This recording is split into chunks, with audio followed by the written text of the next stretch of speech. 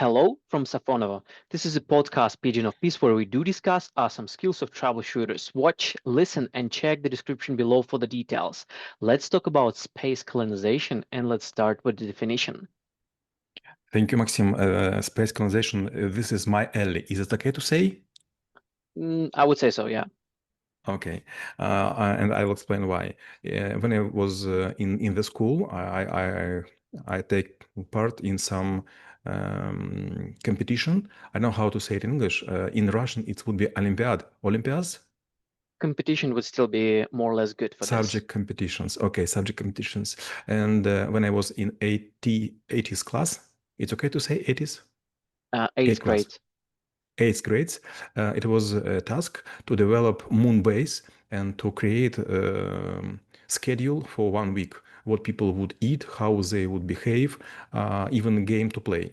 So space colonization, this futuristic thinking, how we could possibly live on moon, moon, Venus, and Mars. And after maybe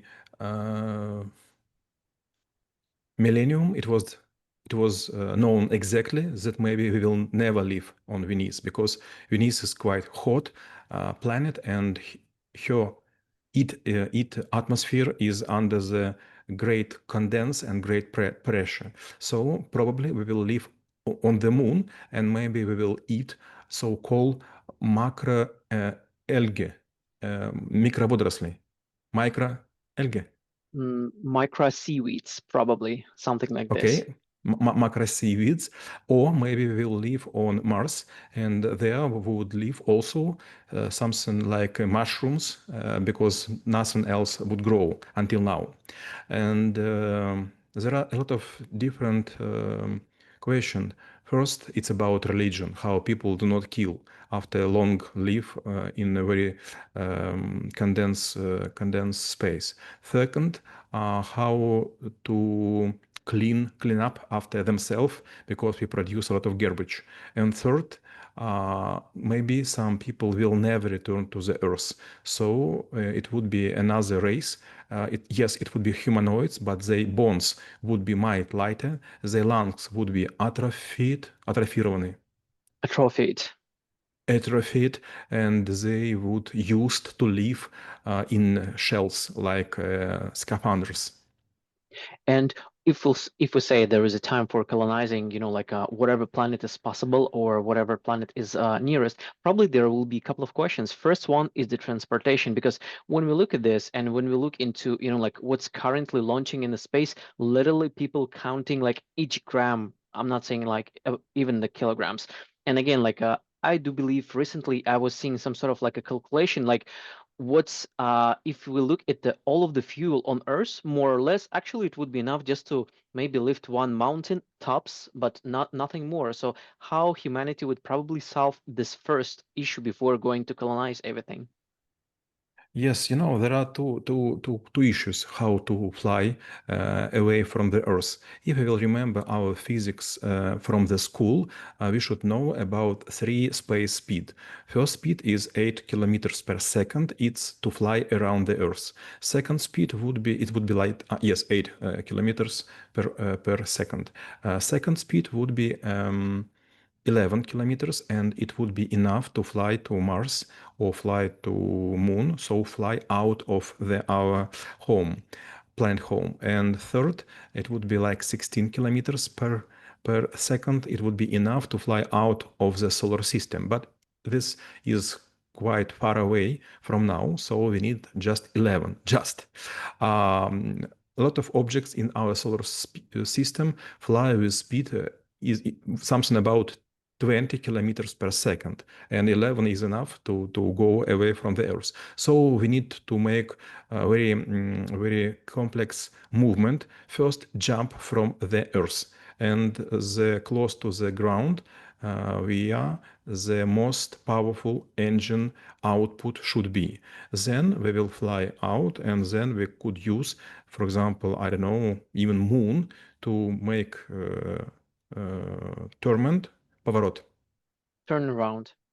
turn around and make correction of our orbit, and then we fly to the Mars. And it is quite difficult to carry enough fuel to fly to the Mars and then back. Maybe we will go something like this. Maybe we'll make like 10 missions, and each mission would give or take plus 12% of the fuel, which would be enough in total to fly from the Mars. So for example, 10 maybe missiles or 10 apparatus without people will go, and they will create a storage of water, of fuel, and something else. You know, not just quite a hard task to prepare fuel to jump from Mars to Earth. It is much harder task how to bring equipment and how to bring water.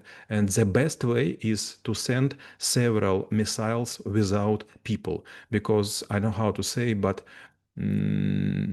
those systems which support live in our bodies, like humidity, like water, like garbage collection and canalization, it costs a lot. And you know, for example, when people from Canaveral or Vostochny fly to the International Space Station, it's okay to say? Yeah, International Space Station. Space station, they are live like 3 of a person in a room which is quite familiar or similar to usual jeep, usual vehicle. So you just laying there, not as in the capsule, but you have like 2 square meters for yourself and nothing more. By the way, a lot of people ask me, and some other people do not know what astronauts carry with themselves. They have a special case which connected with not just wire, but also, I don't know how to say, with tube, schlank. Yeah, it was a tube. With a tube. You know, this is carry-on toilet. This is not equipment, this is carry-on toilet. Well, I think this will be funny. And now actually let's pretend, you know, like I was thinking about like saying this in ironic way. Let's pretend we're startuppers. So say, oh, we figure out how to go there. Now we just need to focus on like what exactly we're gonna, how is our base will look like. And let's imagine it was like a one-time ticket. So if you look into the space base, or like, I don't know, like a space point, the starting one, the settled one.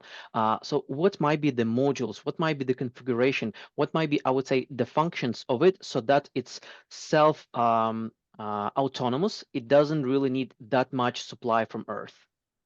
You're quite right when you use the word modules.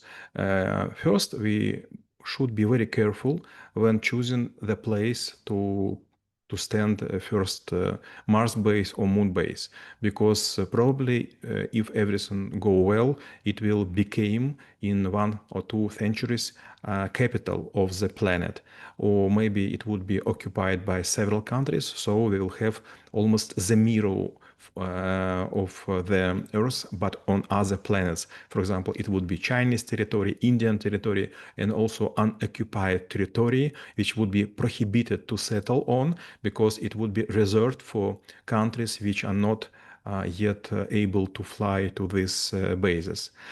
Second, we need to create those models as autonomous as possible, because, for example, if something happened to one model, it shouldn't interfere to live in other segments. So maybe we will build them as cycles, for example, like cycle, or maybe it would be triangles, or maybe it would be squares. You know, in each country, Japan, Russia, France, America, and also India, they have different drawing of future databases, and there are several conferences. I was also attending several of them, and they have not just scientific fight, but also they make calculation. It's not just very hard to produce, it's also hard to deliver, and it is very expensive.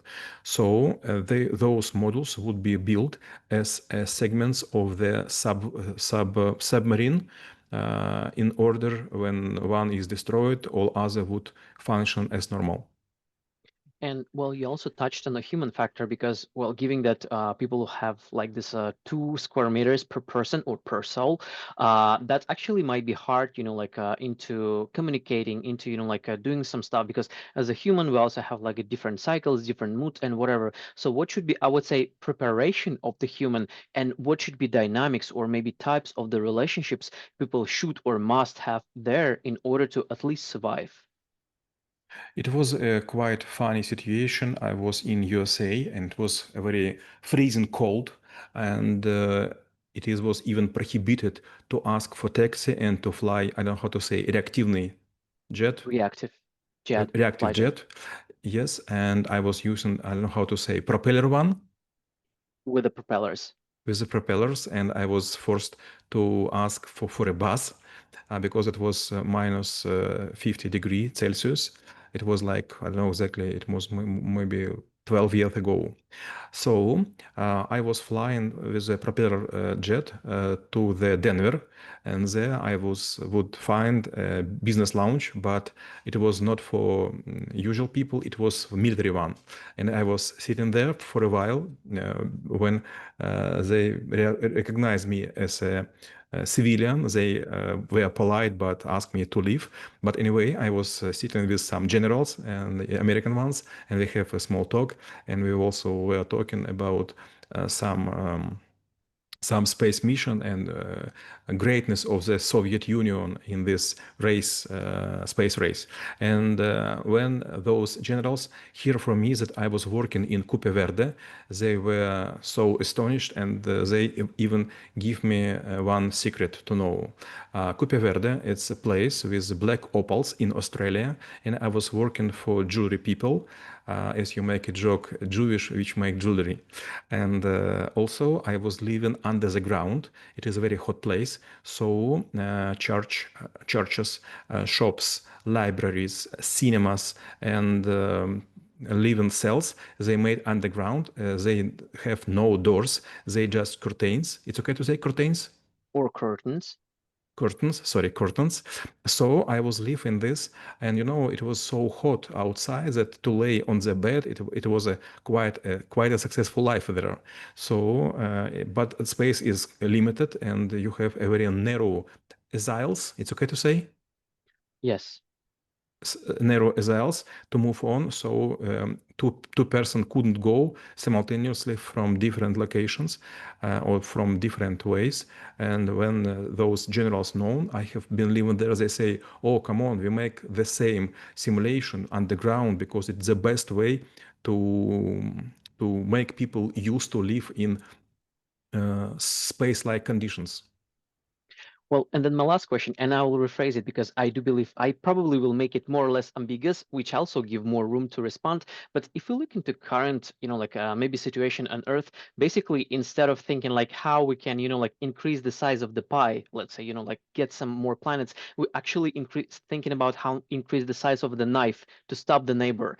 And this is the one thing. And maybe another thing is like if let's say we move successfully to another planet, what will be the point for Earth? Because Earth will need to get the resources. They will need to get their ROI of, like this planet, like thriving. That means it should be some sort of like a transfer channel or whatever. And I do believe this is like a very huge and tremendous task for humanity. So why, for different reasons, this thing may not work, starting from, like human nature and maybe finishing or ending up with the physics or chemistry laws, or maybe with the laws of the overall universe that would not allow planet interlinking.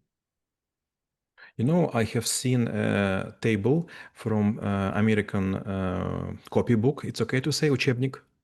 Copybook, yes. Copybook and about a space race, and there were like a table, for example, who was the first, who launched the satellite, who launched the person in the space, who done the whole way around the Earth, and so on. And there would be just two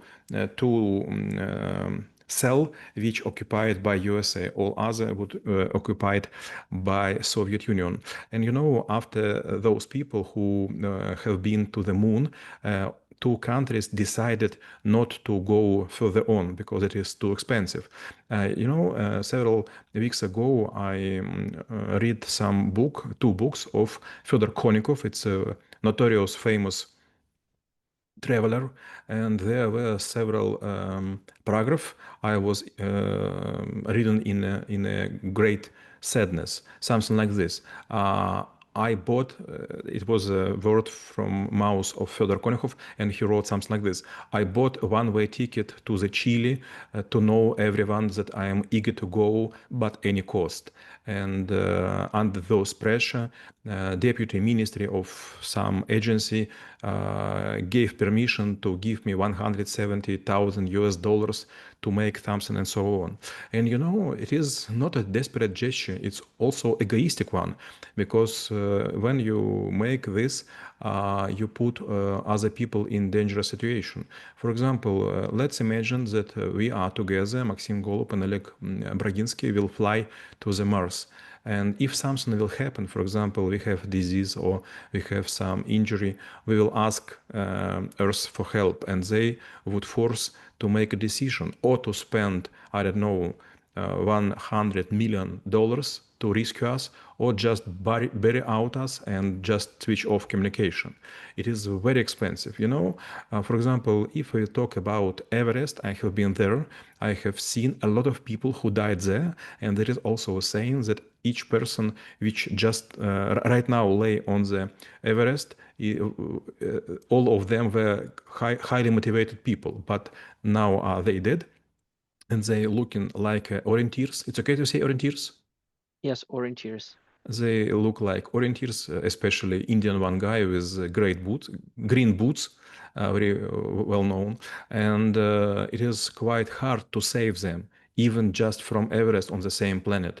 But to save someone from the other planet, it's almost mission impossible. And maybe we will ask Tom Cruise to help us. Well, yeah, and I do believe this was a nice conclusion, saying like how space colonization could help to make this world a better place. So we review the skill and how it be helpful for you. Stay in peace.